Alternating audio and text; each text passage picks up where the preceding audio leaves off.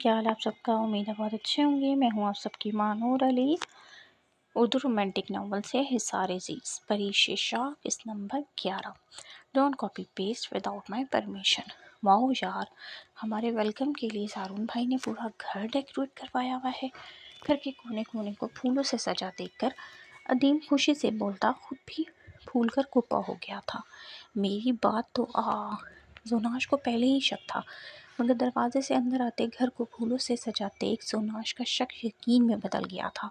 جبھی وہ ادی کو روکنے گھر کے اندر تیزی سے بھاگا، مگر پچھلی طرف سے بھی کوئی بہت تیزی سے بھاگتا ہوا باہر کی طرف نکل رہا تھا کہ ایک زوردار ٹکراؤ سے باہر کی اور نکلنے والے کے ہاتھ میں تھامی کچی مہندی کا تھال پورا کا پورا زوناش کرمانی کے منہ پر آ گیا۔ آپ کو کیا کام ہے؟ درمی جو بچوں کے پیچھے پیچھے حویلی کے پچھلے حصے کی طرف نکل آئی تھی، اپنے پیچھے دبے قدموں آتے ساحر کو دیکھ ہی نہیں پائی۔ کام تو کچھ خاص نہیں، بس کچھ چاہیے تھا۔ ہوس زدہ آنکھیں درمکنون کو اپنے وجود کے آر پار ہوتی محسوس ہو رہی تھی۔ کیا چاہیے آپ کو صاحب؟ درمکنون نے خوف سے اپنے ارد گرد دیکھا، جہاں دور دور تک کوئی ملازم بھی نظر نہیں آ رہا تھا جو درمکنون کو انسانی کھال میں چھپے اس بھیڑیے سے بچا لیتا۔ چند پل کا سکون، ساحر نے کہتے ساتھ ہی درمکنون کو کھینچتے ہوئے سامنے بنے کمرے میں گھسیٹنا شروع کر دیا۔ اللہ کے واسطے مجھے چھوڑ دو۔ درمکنون نے خود کو بچانے کے لیے ہاتھ پاؤں مارنے شروع کر دیے۔ تم جیسی خوبصورت ملازماؤں کے نصیب میں ہم امیر زادوں کے بستر کی زینت بننا ہی لکھا ہے۔ ساحر نے درمی کو بستر پر پھینکتے اس کی چلتی ٹانگوں کو قابو میں کرنے کی کوشش کی۔ بچاؤ آپا، مالی بابا۔ درمکنون نے اپنی ساری طاقت لگائی، پر اس بھیڑیے کے شکنجے سے نکلنے میں ناکام رہی۔ ساحر اس کے سینے پہ بندھے بازوؤں کا حصار کھولنے کی کوشش میں تھا کہ درمکنون نے خود پر جھکے اس حیوان کے منہ پر اپنے دانتوں سے کاٹتے اس کا دھیان بھٹکایا۔ سالی الو کی ساحر جو دانتوں کی نشان پر پڑ جانے کے ڈر سے درمکنون کے دور ہوا تھا کہ درمکنون کا اگلا وار اس کے ہوش ٹھکانے لگا گیا۔ درمکنون نے زمین کی ایک طرف پڑی مٹی کی سراہی کو ایک کے بعد ایک ساحر پر پھینکنا اور کمرے سے توڑ لگا دی۔ درمی بیٹا، یہ پسینے سے شرابور بکھرا حلیہ، خوف و ہراس سے کپکپاتے ہاتھ، اس کو دیکھ کر مالی بابا کے الفاظ منہ میں ہی رہ گئے تھے۔ کاکا مجھے اس حیوان سے بچا لیں۔ وہ بھاگتی ہوئی سامنے سے آتی بوڑھے مالی بابا سے ٹکرائی، جو شاید اندر جا رہے تھے، مگر اس کی آوازوں سے اس طرف آ نکلے۔ بیٹا، اس سے پہلے کہ یہ ذلیل انسان باہر آئے، آپ یہ شگن کی مہندی کا تھال لو اور اندر سب میں چلی جاؤ۔ مالی بابا نے ہاتھ میں تھاما بھاری تھال درمی کو پکڑایا۔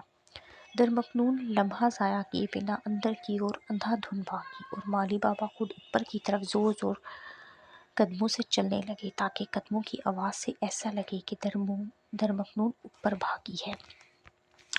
لعنت، یہ حاذق اتنا اچھا چانس گنوا دیا۔ کیا تھا جو ہٹلر کی بات مان کر ادی کے پیچھے اندر آ جاتا۔ آنکھوں سے کچھ دوری پر اتنا خوبصورت سین دیکھ کر حاذق کی جان ہی نکل کر رہ گئی۔ ایک سائڈ پر ادی کھڑا تھا تو دوسری سائڈ پر مہندی سے تر بتر زوناش، مگر اس میں سب سے حسین منظر وہ لڑکی تھی جو زوناش کے بالکل قریب کھڑی ڈر کی وجہ سے کانپ رہی تھی۔ اف، اتنا خوبصورت ویلکم! حاذق کے کندھوں سے اپنے چہرے نکال کر سامنے کا منظر دیکھتے حذیفہ اور حبیرہ بھی دل محسوس کر رہ گئے۔ کاش کہ ہٹلر کی جگہ وہ ہوتے۔ واٹ دا نو بھائی، اگلا لفظ مت بولیے گا۔ اس سے پہلے کہ زوناش کچھ غلط بولتا، ادی نے اسے روکتے دوسری طرف توجہ دلائی، جہاں کافی تعداد میں لوگ جمع ہو گئے تھے۔ ہائے ناہنجار، یہ تو نے کیا کیا؟ مہمانوں پر شگن کی مہندی گرا دی، ایک عمر رسیدہ عورت نے افسوس سے کہا۔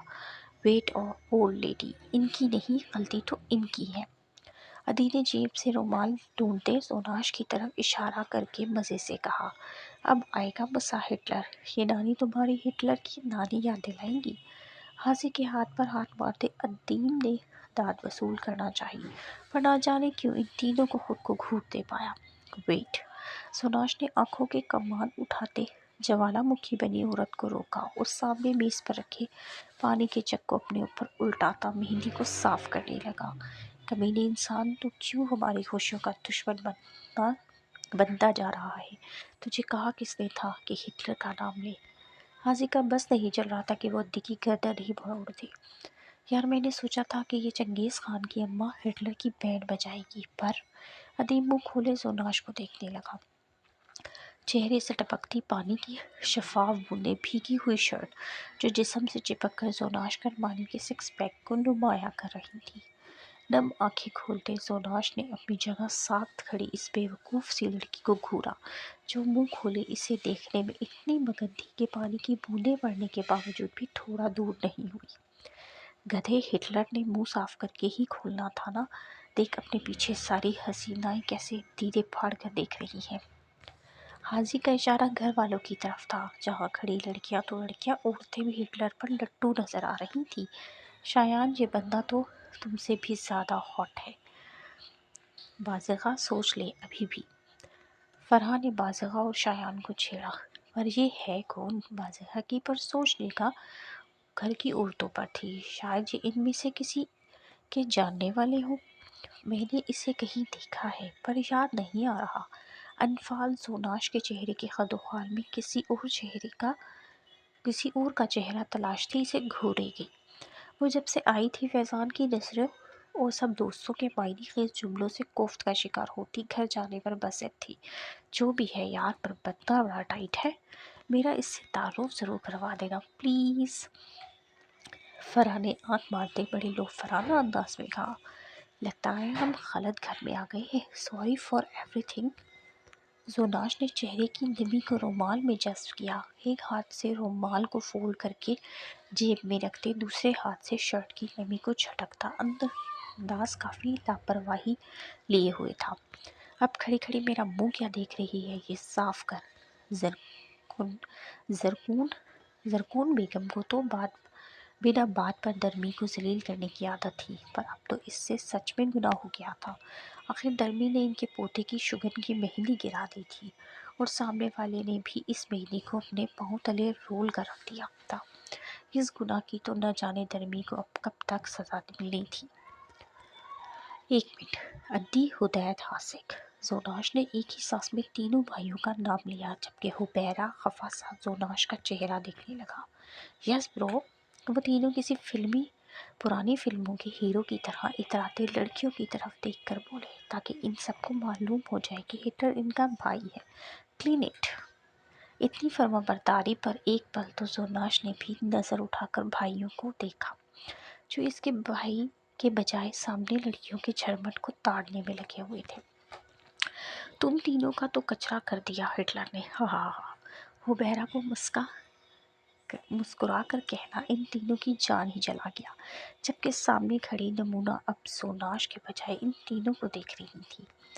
क्या वाकई ये मोम से बने सफ़ेद गुड्डे भी कोई काम कर सकते हैं? पर तुम लोग बिना इजाज़त के अंदर कैसे आ गए? साहिर, जो कीना तो उस निगाहों से दरमखनून को घूर रहा था, गुस्से से बोला, मगर अपनी जलाली लहजे पर सामने वाले का इतना ठंडा रिएक्शन देखकर खाक होकर रह गया।